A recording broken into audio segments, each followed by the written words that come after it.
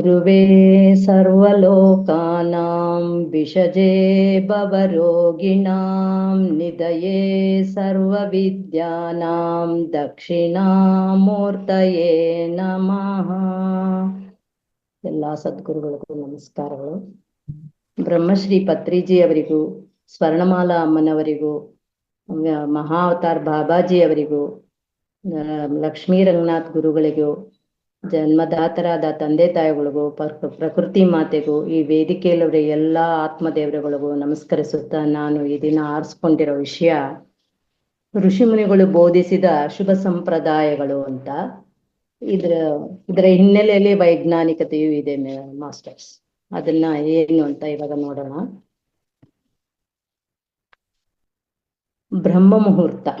ಬ್ರಹ್ಮ ಮುಹೂರ್ತದಲ್ಲಿ ಈಗಾಗಲೇ ನಾವು ಧ್ಯಾನವನ್ನು ಮಾಡ್ತಾ ಇದ್ದೇವೆ. ಈ ಟೈಮ್ನಲ್ಲಿ ಮಕ್ಕಳನ್ನ ಓದ್ಕೊಳ್ಳಿ ಅಂತ ನಾವು ಹೇಳ್ತೀವಿ. ಅವರಿಗೆ ಚೆನ್ನಾಗ ವಿದ್ಯಾಭ್ಯಾಸ ವಿದ್ಯೆ ಬರಲಿ ಅಂತ ಉದ್ದೇಶದಿಂದ ಹೇಳ್ತೀವಿ ಮಾಸ್ಟರ್ಸ್. ಇದನ್ನ ಪರಿಶೋಧನೆ ಸಹ ಮಾಡಿದ್ದಾರೆ ಕೆಲವು ಸಂಸ್ಥೆಯಲ್ಲಿ. ಹಿಂದುಳಿದ ವಿದ್ಯಾರ್ಥಿಗಳಿಗೆ ಆ ಟೈಮ್ನಲ್ಲಿ ಎಬ್ಬರಿಸಿ ಓದಿಸಿ ಅದರಿಂದ ಉತ್ತಮ ಫಲಿತಾಂಶಗಳನ್ನು ನಿರ್ಧರಿಸಿದ್ದಾರೆ ಮಾಸ್ಟರ್. ಈ ಟೈಮನ್ನು ಸರಸ್ವತಿ ಜಾವವೆಂದು ಸಹ ಕರೆಯುತ್ತಾರೆ. ಈ ಕಾರಣದಿಂದಲೇ ಪ್ರಾಚೀನ ಮೇಧಾವಿಗಳು, ಪರಿಶೋಧಕರು ವಿದ್ಯೆಯನ್ನು ಕಲಿಯುವುದಕ್ಕೆ ಕುತೂಹಲವುಳ್ಳವರಾಗಿದ್ದು ಬ್ರಹ್ಮ ಮುಹೂರ್ತದಲ್ಲೇ ಅಭ್ಯಾಸಿಸುವಂತೆ ಹೇಳಿದ್ದಾರೆ ಮಾಸ್ಟರ್ಸ್. ಇನ್ನ ಪ್ರಶಾಂತವಾದ ಮನಸ್ಸು ನಮಗೆ ದೇಹಾರೋಗ್ಯಕ್ಕೆ ನೆರವಾಗುವುದೇ ಅನ್ನೋದು ಒಂದು ಕ್ವಶನ್ಸ್ ಹಾಕೊಂಡು ಅದಕ್ಕೆ ಉತ್ತರ ನೋಡ್ತಾ ಹೋಗೋಣ ಮಾಸ್ಟರ್. ನಮ್ಮ ಮನಸ್ಸು ಪ್ರಶಾಂತವಾಗಿದ್ದರೆ ದೇಹದ ಆರೋಗ್ಯವೂ ಚೆನ್ನಾಗಿರುತ್ತದೆ. ರೋಗ ರುಜಿನಗಳಿಂದ ದೂರವಾಗಬೇಕಾದರೆ ಮನಸ್ಸು ಪ್ರಶಾಂತವಾಗಿರಬೇಕು ಮಾಸ್ಟರ್ಸ್. ಹಾಗೆ ಮನಸ್ಸನ್ನು ನಿಶ್ಚಲ ಸ್ಥಿತಿ ಹೊಂದಿದ ಮನಸ್ಸೇ ಮಾತ್ರವೇ ಭೌತಿಕ ಶರೀರವನ್ನು ಪ್ರಸನ್ನವಾಗಿ ಇರಿಸುತ್ತೆ ಮಾಸ್ಟರ್ಸ್. ಆಧುನಿಕ ವೈದ್ಯಶಾಸ್ತ್ರದ ಪ್ರಕಾರವಾಗಿ ಇಂದಿನ ಮಾನವನು ಹಿಂಬಾಲಿಸುತ್ತಿರುವ ಅನೇಕ ರೋಗಗಳಿಗೆ ಮುಖ್ಯ ಕಾರಣ ಎಂದರೆ ಮಾನಸಿಕ ಪ್ರಶಾಂತತೆ ಇಲ್ಲದೆ ಇರುವುದರಿಂದನೇ ಅನೇಕ ಕಾರಣಗಳು ಬರ್ತಾ ಇದೆ ಮಾಸ್ಟರ್. ಒತ್ತಡಗಳು, ಆಂದೋಲನಗಳು. ಇದರಿಂದ ಅಲ್ಸರ್ ಕಾಯಿಲೆ ಹೇಗೆ ಬರುತ್ತೆ ಅಂದರೆ ಇದರ ಫಲಿತಾಂಶನೇ ಆ ಒತ್ತಡದಿಂದ, ಆಂದೋಲನದಿಂದ ನಮಗೆ ಅಲ್ಸರ್ ಕಾಯಿಲೆ ಬರ್ತಾ ಇದೆ. ಆಂದೋಲನ ಹೆಚ್ಚಿದಷ್ಟು ಶರೀರದಲ್ಲಿ ಹೈಡ್ರೋಕ್ಲೋರಿಕ್ ಆಮ್ಲವು ಸಣ್ಣ ಕರುಳಿನ ಒಳಭಾಗದಲ್ಲಿ ಹುಣ್ಣನ್ನು ಮಾಡುತ್ತೆ ಮಾಸ್ಟರ್. ಆ ಹುಣ್ಣು ಅಲ್ಸರ್ ಆಗಿ ತಿರುಗಬಹುದು, ಮತ್ತೆ ಮುಂದೆ ಮುಂದೆ ಬರ್ತಾ ಅದು ಕ್ಯಾನ್ಸರ್ ಆಗಿ ಸಹ ತಿರುಗಕ್ಕೆ ಚಾನ್ಸಸ್ ಇದೆ ಅಂತ ಹೇಳ್ತಾರೆ ಮಾಸ್ಟರ್ಸ್. ಆದ್ದರಿಂದ ನಾವು ಆದಷ್ಟು ಪ್ರಶಾಂತವಾಗಿರೋದನ್ನ ಕಲಿಬೇಕು. ನಾವು ಮಾಡ್ತಾ ಇದ್ದೀವಿ, ಧ್ಯಾನದಿಂದ ನಮ್ಗೆ ಅದು ಸಿಗ್ತಾ ಇದೆ ಅಂತ ಹೇಳಕ್ ಇಷ್ಟಪಡ್ತೀನಿ ಮಾಸ್ಟರ್ಸ್. ಇನ್ನ ಸೂರ್ಯನ ಅಸ್ತಮಿಸುವ ಕಿರಣಗಳು ನಮ್ಮ ತೇಜಸ್ಸನ್ನು ಹೆಚ್ಚಿಸುತ್ತದೆಯೇ ಅನ್ನೋದು ಒಂದು ಕ್ವಶನ್. ಮಧ್ಯಾಹ್ನದ ಸಮಯದಲ್ಲಿ ಮಕ್ಕಳು ಆಡೋಕೆ ಹೋದ್ರೆ ನಾವು ಹೇಳ್ತೀವಿ ಬೇಡ, ಈ ಉರಿ ಬಿಸಿಲಲ್ಲಿ ಆಡಬೇಡ ಅಂತ ಹೇಳ್ತೀವಿ. ಅದೇ ಸಂಜೆ ಹೊತ್ತು ಆಡಿದಾಗ ಸೂರ್ಯನ ಛಾಯೆ, ಸೂರ್ಯನ ಕಿರಣಗಳು ಕಿರಣಗಳು ಹಿರಣ್ಯ ಗರ್ಭಣ ಇದರಿಂದ ಬರೋದ್ರಿಂದ ತುಂಬ ಉತ್ತೇಜನವಾಗಿರುತ್ತೆ. ಅದು ನಮಗೆ ಪ್ರಯೋಜನ ಉಂಟು ಮಾಡುತ್ತದೆ. ನಾವು ಆ ಟೈಮಲ್ಲಿ ಹೊರಗೆ ಹೋದಾಗ ನಾವು ಪ್ರಕೃತಿಯ ಸೌಂದರ್ಯವನ್ನು ಸಹ ಆಸ್ವಾದಿಸುತ್ತೇವೆ. ಆ ಪ್ರಕೃತಿ ಜೊತೆಯಲ್ಲಿ ನಾವು ಇದ್ದಂಗೂ ಆಗುತ್ತೆ. ಹೀಗೆ ಸೂರ್ಯಾಸ್ತಮದ ಕಿರಣಗಳು ನಮಗೆ ಒಳ್ಳೆಯದನ್ನು ಮಾಡುತ್ತದೆ. ಸೂರ್ಯ ಕಿರಣಗಳು ನಮ್ಮ ಶರೀರಕ್ಕೆ ಸೋಕಿದರೆ ಚರ್ಮ ವ್ಯಾಧಿಗಳು ಎಲ್ಲ ಹೋಗುತ್ತೆ ಮಾಸ್ಟರ್ಸ್. ಎಳೆ ಬಿಸಿಲಿನಲ್ಲಿ ಮಕ್ಕಳನ್ನ ಆಡಿಸ್ತೇವೆ, ಮಲಗಿಸ್ತೇವೆ, ಈ ತರ ಎಲ್ಲ ಮಾಡ್ತೇವೆ. ಮತ್ತೆ ಸೂರ್ಯಕಿರಣಗಳಿಂದ ಗೆಜ್ಜೆ, ಕುತುರಿಕೆ, ಶರೀರದ ಚರ್ಮ ರೋಗಗಳು ಎಲ್ಲ ವಾಸಿಯಾಗುತ್ತೆ ಮಾಸ್ಟರ್ಸ್. ಮನೆಯ ಪರಿಸರದಲ್ಲಿ ಔಷಧೀಯ ಗಿಡಗಳನ್ನು ಯಾಕೆ ಬೆಳೆಸಬೇಕು ಅನ್ನೋದು ಒಂದು ಕ್ವಶನ್ ಮಾಸ್ಟರ್. ಇದರಿಂದ ನಾವು ಉಸಿರಾಡುವ ಗಾಳಿ ತುಂಬಾ ಆಮ್ಲಜನಕ ಸಿಗುತ್ತೆ ಮನೆಯ ಸುತ್ತಮುತ್ತಲು ಗಿಡಗಳು ಇರೋದ್ರಿಂದ. ಮತ್ತೆ ಔಷಧಿ ಗುಣಗಳನ್ನು ಹೊಂದಿರುವಂತ ಗಿಡಗಳು ಅಂದ್ರೆ ತುಳಸಿ ಗಿಡ, ಬಿಲ್ಲುಪತ್ರೆ, ಬೇವಿನೆಲೆ ಇಂಥವೆಲ್ಲ ಇದ್ರೆ ನಮ್ಗೆ ಔಷಧಿಕೇನು ಉಪಯೋಗಿಸ್ಬೋದು ಅಂತ ಹೇಳ್ಬೋದು ಮಾಸ್ಟರ್. ಪುಷ್ಪಗಳು ಅಷ್ಟೇ, ಎಷ್ಟೊಂದು ದಾಸವಾಳದ ಹೂವು, ಶಂಕು ಹೂವು ಇಂಥದ್ದೆಲ್ಲಾನು ಬಾಡದ ಮೇಲೂ ಸಹ ಅದು ಉಪಯೋಗಕ್ಕೆ ಬರುತ್ತೆ. ತಾವರೆ ಹೂವು ನಾವು ಬೆಳ್ಸಕ್ ಇದಾಗತ್ತೆ. ಬೇರೆ ಎಲ್ಲಾನು ನಾವು ಬೆಳೆಸ್ಕೊಳ್ಳೋಕ್ಕಾಗುತ್ತೆ ಮಾಸ್ಟರ್ಸ್. ಹೀಗೆ ನಮ್ಮ ಪರಿಸರನೂ ನಾವು ಶುದ್ಧವಾಗಿ ಇಟ್ಕೋಬಹುದು ಅಂತ ತಿಳಿಸ್ಬೋದು ಇದರಲ್ಲಿ. ಮನೆ ಮುಖವು ಮನೆ ಉತ್ತರಾಭಿಮುಖವಾಗಿ ಉತ್ತರ ದಿಕ್ಕಿಗೆ ಇರಬೇಕು, ಇಲ್ಲ ಪೂರ್ವ ದಿಕ್ಕಿಗೆ ಇರಬೇಕು ಅಂತ ಹೇಳ್ತಾರೆ ಮಾಸ್ಟರ್ಸ್. ವಾಸ್ತು ಪ್ರಕಾರವಾಗಿ ಮನೆ ಇರಬೇಕು ಅಂತಾರೆ. ಏತಕ್ಕೋಸ್ಕರ ವಾತಾವರಣದ ಮಾಲಿನ್ಯದಿಂದ ಓಝೋನ್ ಪದರ ಕ್ಷೀಣಿಸುವ ಅವಕಾಶ ಇರೋದ್ರಿಂದ ನೇರಳೆ ಕಿರಣಗಳು ನೇರವಾಗಿ ಭೂಮಿಗೆ ತಾಕುವುದರಿಂದ ಮಾನವನಿಗೆ ತೊಂದರೆ ಉಂಟಾಗುತ್ತದೆ. ಉತ್ತರ ಮುಖವಾಗಿ ಇದ್ದರೆ ಮನೆಯೊಳಗೆ ನೇರಳೆ ಕಿರಣಗಳು ಪ್ರವೇಶಿಸುವ ಅವಕಾಶ ಇರುವುದಿಲ್ಲ ಮಾಸ್ಟರ್ಸ್. ಮನೆ ಮುಂದೆ ಕುಳಿತುಕೊಳ್ಳುವುದಕ್ಕೂ ಅನುಕೂಲವಾಗಿರುತ್ತದೆ. ಉತ್ತರಾಭಿಮುಖವಾಗಿದ್ದರೆ ಬೆಳಗಿನ ಸೂರ್ಯಕಿರಣಗಳು ವಿಟಮಿನ್ಗಳು ಹೇರಳವಾಗಿ ಸಿಗುತ್ತೆ ನಮಗೆ. ಮತ್ತೆ ಮನೆಯಲ್ಲಿ ಸೂರ್ಯನ ಕಿರಣ ಬೀಳೋದ್ರಿಂದ ನಾವು ಅತಿಯಾಗಿ ನಿದ್ದೆ ಹೋಗೋದನ್ನು ಕಡಿಮೆ ಮಾಡ್ತೀವಿ ಮಾಸ್ಟರ್. ಎಷ್ಟು ಬೆಳಕು ಬಂದಿದೆ ಬೇಗ ಹೇಳ್ಬೇಕಪ್ಪ ಅನ್ನೋ ಇದು ಇರುತ್ತೆ ಮಾಸ್ಟರ್ಸ್. ಮನುಷ್ಯನಲ್ಲಿ ದೈವಶಕ್ತಿ ಎಲ್ಲಿದೆ ಅಂತ ನೋಡಿದಾಗ ಅದು ಆ ಶಕ್ತಿಯನ್ನು ಹೇಗೆ ಹೊಂದ್ಬೋದು ಅಂದ್ರೆ ನಾವು ಈಗಾಗಲೇ ಚಕ್ರಧ್ಯಾನ ಎಲ್ಲ ಮಾಡ್ತಾ ಇದ್ದೀವಿ. ಇದರಿಂದ ನಮ್ಮಲ್ಲಿಯೇ ದೈವಿ ಶಕ್ತಿ ಇದೆ ಅಂತ ಹೇಳ್ಬೋದು ಮಾಸ್ಟರ್ಸ್. ಇದು ಹೇಗಿರುತ್ತೆ ಅಂದ್ರೆ ಒಂದು ಶಿವಲಿಂಗಕ್ಕೆ ಸರ್ಪರಿ ಸುತ್ತಕೊಂಡಿರೋ ನಿದ್ರಾವಸ್ಥೆಯಲ್ಲಿರೋ ಹಂಗಿರುತ್ತೆ ಕುಂಡಲಿನಿ ಶಕ್ತಿ ಅನ್ನೋದು. ನಿರಂತರವಾಗಿ ನಾವು ಯೋಗದಿಂದ ಧ್ಯಾನದಿಂದ ಇದನ್ನು ಜಾಗೃತಗೊಳಿಸ್ಕೊಳ್ಬೇಕು ಮಾಸ್ಟರ್ಸ್. ಅನೇಕ ಜನ್ಮಗಳ ಪುಣ್ಯ ಫಲ, ಸಾಧನೆ ಬಲ, ದೈವಿಕ ಕೃಪೆ ಮತ್ತೆ ಪ್ರೇಮ ಹೃದಯ ಹೊಂದಿದವರು ಮಾತ್ರವೇ ಈ ಜನ್ಮದಲ್ಲಿ ಸಾಧನೆಗಳ ಮುಖಾಂತರ ನಾವು ಕುಂಡಲಿನಿ ಶಕ್ತಿಯನ್ನು ಜಾಗೃತ ಮಾಡ್ಕೊಳಕ್ಕಾಗುತ್ತೆ ಮಾಸ್ಟರ್ಸ್. ಇಂದಿನ ನಮ್ಮ ಸಾಧನೆಯೇ ನಾಳೆಗೆ ಫಲಿತಾಂಶವಾಗುತ್ತೆ ಮಾಸ್ಟರ್ಸ್.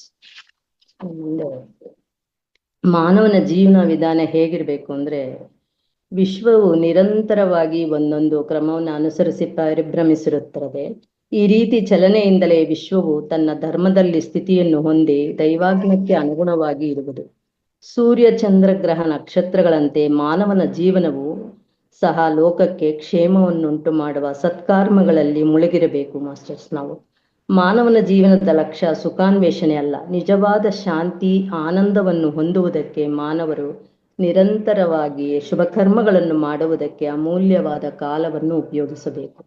ಯಾವಾಗ ಮನುಷ್ಯನು ಸದ್ಬುದ್ಧಿಯಿಂದ ಕರ್ಮಗಳನ್ನು ಮನಸ ವಾಚ ಕರ್ಮಣ ಶ್ರದ್ಧೆ ಮತ್ತು ಏಕಚಿತ್ತದಿಂದ ಮಾಡುವರೋ ಅಂಥವರಿಗೆ ಭಗವಂತನು ಅವರ ಜೀವನಕ್ಕೆ ಅವಶ್ಯಕವಾದ ಫಲಗಳನ್ನು ಕೊಡುತ್ತಾನೆ ಮಾಸ್ಟರ್ಸ್. ಇಂಥ ರಹಸ್ಯಗಳನ್ನು ಋಷಿಮುನಿಗಳು ಅವರ ಪ್ರತಿಭೆಯಿಂದ ಕಂಡುಕೊಂಡು ನಮಗೆ ತಿಳಿಸಿದ್ದಾರೆ ಮಾಸ್ಟರ್ಸ್. ಇದೆಲ್ಲ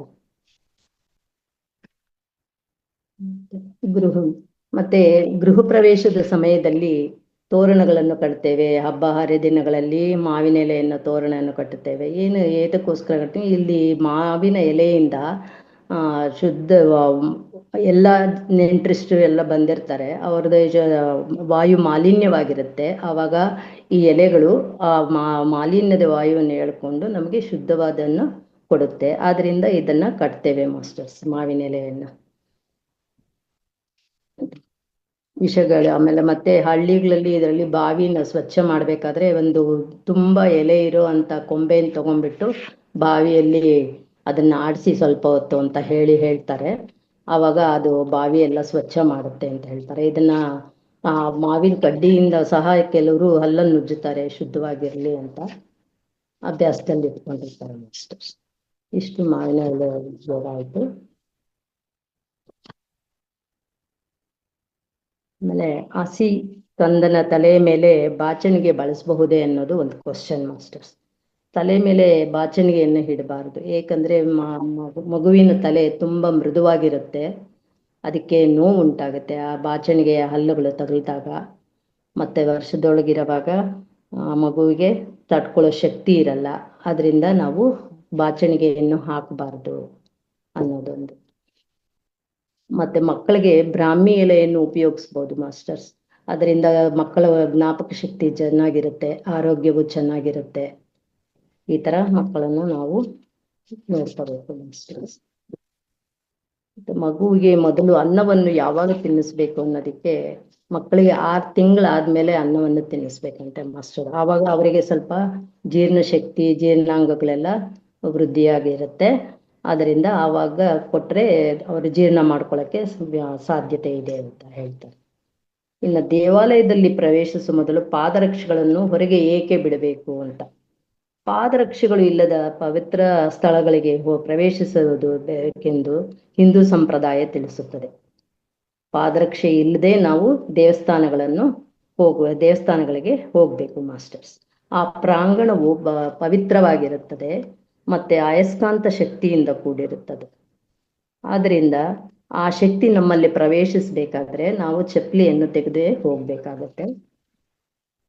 ಅಲ್ಲಿ ತೀರ್ಥ ಇದು ವಿಗ್ರಹಕ್ಕೆ ಅಭಿಷೇಕ ಮಾಡಿದ ನೀರು ಅವೆಲ್ಲ ಬಿದ್ದಿರೋದ್ರಿಂದ ಅದರಿಂದ ಸಹ ನಮಗೆ ಹೆಚ್ಚಿನ ಪವಿತ್ರತೆಯು ಉಂಟಾಗುತ್ತೆ ಮಾಸ್ಟರ್ಸ್. ಮಾನಸಿಕ ವ್ಯಕ್ತಿತ್ವವು ವಿಕಾಸವಾಗುತ್ತದೆ ಇದರಿಂದ. ಮತ್ತೆ ತುಳಸಿ ಪೂಜೆ ಮಾಡಿದಾಗ ನಾವು ತೀರ್ಥ ತಗೊಳ್ತೀವಿ. ಅಕಾಲಂ ಮೃತ್ಯುಹರಣಂ ಸರ್ವವ್ಯಾಧಿ ನಿವಾರಣಂ ಸಮಸ್ತ ದುರಿತೋಪಶಮನಂ ಶ್ರೀ ವಿಷ್ಣು ಪಾದೋದಕಂ ಪಾವನಂ ಕೃಷ್ಣಾರ್ಪಣಂ ಅಂತ ಹೇಳಿ ನಾವು ತೀರ್ಥ ತಗೊಳ್ತೀವಿ. ಆ ಎಲೆ ಮೇಲೆ ನೀರ ಸ್ವಚ್ಛ ಪವಿತ್ರ ಜಲವನ್ನು ಹಾಕಿ ನಾವು ತಗೊಂಡಾಗ ಅದು ಪವಿತ್ರತೆಯನ್ನು ಹೊಂದಿರುತ್ತೆ ಮಾಸ್ಟರ್ಸ್. ಹಾಗೆ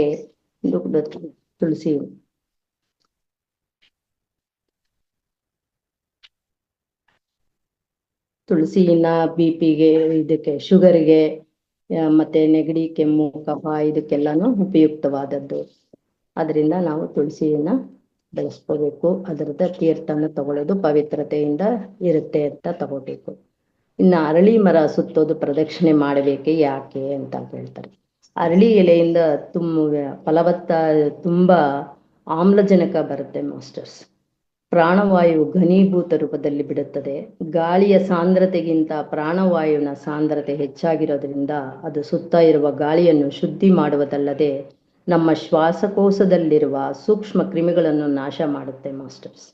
ಈ ಕಾರಣದಿಂದ ಪೂರ್ವಿಕರು ಅರಳಿ ಮರಕ್ಕೆ ಪ್ರದಕ್ಷಿಣೆ ಮಾಡಬೇಕೆಂದು ಹೇಳಿರುವರು. ಕ್ಷಮೆಯಾಧರಿತ್ರಿ ಅಂತ, ಕ್ಷಮಿಸುವುದು ದೈವಗುಣ ಎಂಬ ನಾಣ್ಣುಡಿ ಎಷ್ಟು ಸಮಂಜಸವಾಗಿದೆ ಅಲ್ವಾ ಮಾಸ್ಟರ್ಸ್. ಕ್ಷಮೆಯಾಧರಿತ್ರಿ ಅಂದ್ರೆ ಧರಣಿಗೆ, ಭೂಮಿ ತಾಯಿಗೆ ಹೇಳ್ತಾರೆ ಮಾಸ್ಟರ್ಸ್. ಎಷ್ಟೇ ನಾವು ಅಗದ್ರು ಏನೇ ಮಾಡಿದ್ರು ಭೂಮಿ ತಾಯಿ ನಮ್ಗೆ ಎಲ್ಲ ಕೊಡ್ತಿದ್ದಾಳೆ ಮಾಸ್ಟರ್ಸ್. ಇತರರನ್ನು ಕ್ಷಮಿಸೋದ್ರಿಂದ ನಮ್ಮ ಓರ ಸಹ ಬೆಳೆಯುತ್ತೆ ಅಂತ ಹೇಳ್ತಾರೆ ಮಾಸ್ಟರ್ಸ್. ವಯಸ್ಸು, ಆರೋಗ್ಯ ಸ್ಥಿತಿಗಳು, ಪ್ರಯೋಜನಗಳು ಬೇರೆ ಬೇರೆಯಾಗಿ ಗುರುತಿಸಲು. ತನ್ನ ಕೋಪವೇ ತನಗೆ ಶತ್ರು, ತನ್ನ ಶಾಂತವೇ ತನಗೆ ಮಿತ್ರ ಅಂತ ಸಹ ನಮ್ಗೆ ತಿಳಿಸಿದ್ದಾರೆ ಋಷಿ ಮುನಿಗಳು. ಮೇಡಮ್ ಟೈಮ್ ಇದೆಯಾ ಇನ್ನು? ತಗೊಳ್ಳಿ ಮೇಡಮ್, 20 ನಿಮಿಷ ನಿಮ್ಗೆ. ನಾವು ಮತ್ತೆ ಕೂತ್ಕೊಂಡೇ ಆಹಾರ ಹೇಗೆ ತಿನ್ನಬೇಕು ಅನ್ನೋದು. ಆಧುನಿಕ ವೈದ್ಯಶಾಸ್ತ್ರದಲ್ಲಿ ನಾವು ಕೂತ್ಕೊಂಡು ತಿಂದಾಗ ಕೀಲುಗಳು ಬೇಕಾಗಿರೋಷ್ಟು ಕದಲುತ್ತದೆ ಮಾಸ್ಟರ್, ಶೇಕ್ ಆಗ್ತಾ ಇರುತ್ತೆ. ನಿಂತು ತಿನ್ನುವಾಗ ಅಭ್ಯಾಸಗಳು ಕೀಲುಗಳಿಗೆ ಹೆಚ್ಚು ಶ್ರಮವನ್ನುಂಟು ಮಾಡುತ್ತದೆ. ಆದ್ರಿಂದ ನಾವು ಕುಳಿತು ತಿನ್ನುವುದೇ ಉತ್ತಮವಾದದ್ದು ಅಂತ. ನಿಂತ್ಕೊಂಡು ತಿಂದಾಗ ನಾವೇನ್ ಮಾಡ್ತೀವಿ, ನಮ್ಗೆ ಹೊಟ್ಟೆ ತುಂಬ್ದಂಗೆ ಅನ್ಸಲ್ಲ, ಅವಾಗ ಆಹಾರ ಜಾಸ್ತಿ ತಗೊಳ್ತೇವೆ. ಅತಿಯಾದ ಆಹಾರ ತಿನ್ನೋದ್ರಿಂದ ನಮ್ಮ ಆರೋಗ್ಯಕ್ಕೆ ಹಾನಿಕರ, ಅನೇಕ ರೋಗಗಳಿಗೆ ಕಾರಣವಾಗುತ್ತೆ. ಅದರಿಂದ ನಾವು ಕೂತ್ಕೊಂಡು ಊಟ ಮಾಡೋದೇ ತುಂಬಾ ಉತ್ತಮವಾದ್ದು. ಊಟ ಬಲ್ಲವನಿಗೆ ರೋಗವಿಲ್ಲವೆಂಬ ನಾಣ್ಣುಡಿ ಇದೆ ಅಲ್ವಾ ಮಾಸ್ಟರ್ಸ್. ಇದರಂತೆ ಆಹಾರ ಇತಿಮಿತಿಗಳನ್ನು ಅರಿತು ನಾವು ಆಹಾರವನ್ನು ತಗೋಬೇಕಾಗುತ್ತೆ. ರಾತ್ರಿ ವೇಳೆಯಲ್ಲಿ ಮತ್ತೆ ನಾವು ಹಗುರವಾಗಿ ತಗೋಬೇಕಾಗುತ್ತೆ. ಹಗುರ ಅಂದ್ರೆ ಸ್ವಲ್ಪ ಕಡಿಮೆ ಆಹಾರ ತಗೋಬೇಕು. ತಗೊಂಡ್ಮೇಲೆ ಸ್ವಲ್ಪ 1-2-3 ಗಂಟೆ ಮೊದಲೇ ತಗೋಬೇಕು. ಅದು ಸ್ವಲ್ಪ ಜೀರ್ಣ ಆದ್ಮೇಲೆ ನಾವು ಮಲಗಿದ್ರೆ ನಮ್ಗೆ ಚೆನ್ನಾಗಿ ನಿದ್ದೆ ಬರುತ್ತೆ. ಅಂದ್ರೆ ನಾವಿವಾಗ ಆಹಾರ ತಗೊಳ್ತೀವಿ, ಮಲಗ್ಬಿಟ್ರೆ ಅದು ಜೀರ್ಣಕ್ರಿಯೆಗೆ ಹೆಚ್ಚು ಶ್ರಮಿಸ್ಬೇಕಾಗುತ್ತೆ. ಆದ್ರಿಂದ ನಾವು ಬೇಗ ಊಟ ಮಾಡಿ ಲೇಟಾಗಿ ಸ್ವಲ್ಪ 1-2 ಗಂಟೆ ಮುಂಚೆ ಮಾಡಿ ಆಮೇಲೆ ಮಲಗೋದು ಉತ್ತಮ ಅಂತ ಹೇಳ್ತಾರೆ ಮಾಸ್ಟರ್ಸ್. ಆಮೇಲೆ ಸ್ವಲ್ಪ ನಡೆಯೋದು ಸಹ ಉತ್ತಮ ಅಂತ ಹೇಳ್ತಾರೆ ಮಾಸ್ಟರ್ಸ್. ಇನ್ನು ಕತ್ತಲಾದ ನಂತರ ಮನೆಯಲ್ಲಿ ಕಸ ಗುಡಿಸಬಾರದೇಕೆ ಅಂತ ಒಂದು ಕ್ವಶನ್ ಮಾಸ್ಟರ್. ಸಾಯಂಕಾಲ ಕತ್ತಲಾಗೋದಕ್ಕೂ ಮುಂಚೆ ಅಂದ್ರೆ ಮೊದಲ ಕಾಲದಲ್ಲೆಲ್ಲ ದೀಪಗಳೆಲ್ಲ ಉಪಯೋಗಿಸ್ಕೊಂಡೇ ರಾತ್ರಿಯಲ್ಲಿ ಜೀವನ ಮಾಡ್ತಾ ಇದ್ರಲ್ವಾ ಮಾಸ್ಟರ್. ಅವಾಗ ಆ ದೀಪದಲ್ಲಿ ನಮ್ಗೆ ಕಸ ಗುಡಿಸಿದ್ರೆ ಏನು ಕಾಣಲ್ಲ. ಸರಿಯಾಗಿ ಏನು ಇದಾಗಲ್ಲ. ಏನಾದ್ರೂ ಕ್ರಿಮಿ ಕೀಟಗಳಿದ್ರು ಕೂಡ ಸಹ ನಾವು ತುಳಿಯೋಂಗಾಗ್ಬಿಡುತ್ತೆ. ಅದಕ್ಕೆ ಬೆಳಕಿರೋವಾಗಲೇ ಗುಡಿಸಿ ನಾವು ಕ್ಲೀನ್ ಮಾಡ್ಕೋಬೇಕು ಅಂತ ಒಂದು ನಿಯಮ ಇಟ್ಟಿದ್ರು ಮಿಸ್ಟರ್ ಋಷಿಮುನಿಗಳು ಇದೆಲ್ಲ.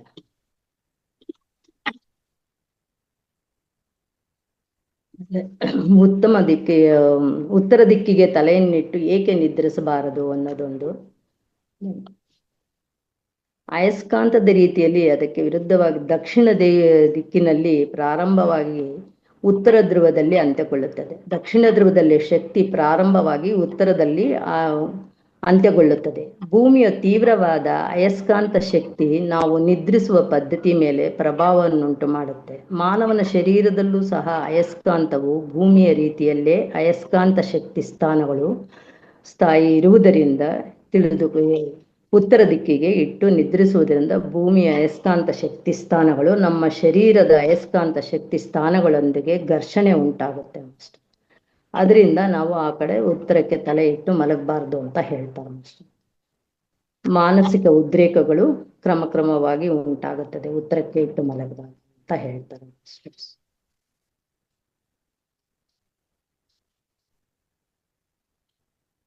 ವಿವಾಹಕ್ಕೆ ಸರಿಯಾದ ವಯಸ್ಸು ಯಾವುದು ಅಂತ ಹೇಳಿದ್ರೆ, ಬ್ರಹ್ಮಚರ್ಯ ಆಶ್ರಮ ಹೇಳೋರು ವಿದ್ಯಾಭ್ಯಾಸ ಕಾಲದಲ್ಲಿ ವೀರಶಕ್ತಿಯನ್ನು ಕಾಪಾಡಿಕೊಳ್ಳುವುದು ಬಹಳ ಅವಶ್ಯಕವೆಂದು ಋಷಿಗಳು ಬೋಧಿಸಿರುವರು. 25 ವರ್ಷಗಳಲ್ಲಿ ವಿದ್ಯಾಭ್ಯಾಸವನ್ನು ಮುಗಿಸಿಕೊಂಡು ತನ್ನನ್ನು ತಾನು ಪೋಷಿಸಿಕೊಂಡು ಕುಟುಂಬವನ್ನು ಪೋಷಿಸುವ ಶಕ್ತಿ ಬಂದ ನಂತರ ಯುವಕನು ಮದುವೆಯನ್ನು ಮಾಡಿಕೊಳ್ಳೋದು ಉತ್ತಮ ಅಂತ ಹೇಳ್ತಾರೆ ಮಾಸ್ಟರ್ಸ್. ಆಧುನಿಕ ವೈದ್ಯಶಾಸ್ತ್ರವು ಸಹ ಇದೇ ಹೇಳುತ್ತದೆ. ಎಲ್ಲಾ ವಿಧದಲ್ಲಿ ತಕ್ಕುದಾದ ಯುವತಿಯನ್ನು ಒಬ್ಬ ಯುವಕ ಮದುವೆ ಮಾಡಿಕೊಳ್ಳಬೇಕೆಂದು ನಮ್ಮ ಧರ್ಮಶಾಸ್ತ್ರವು ಹೇಳುತ್ತದೆ. ಗುಣವತಿ, ರೂಪವತಿ, ಶಾಂತ ಗುಣ, ಸಹನಶೀಲೆ ಅಂತ ಕನ್ಯೆಯನ್ನು ಮಾಡಿಕೊಂಡ್ರೆ ಉತ್ತಮ ಅಂತ ಹೇಳ್ತಾರೆ ಮಾಸ್ಟರ್ಸ್. ಚೂಡಾಕರ್ಮ, ಚೋಲ ಸಂಸ್ಕಾರ ಎಂದ್ರೇನು ಅಂತ. 1 ವರ್ಷದ ಕಾಲ ನಂತರ ಮಗುವಿಗೆ ತಲೆಗೂದಲನ್ನು ತೆಗೆಯಲಾಗುತ್ತೆ ಮಾಸ್ಟರ್. 6ನೇ ತಿಂಗಳಲ್ಲಿ ಅನ್ನಪ್ರಸಾನ ಮಾಡಬೇಕು. ನಂತರ ತಲೆಗೂದಲು ತೆಗೆಯುವ ಕಾರ್ಯಕ್ರಮವನ್ನು ಆಚರಿಸುತ್ತಾರೆ.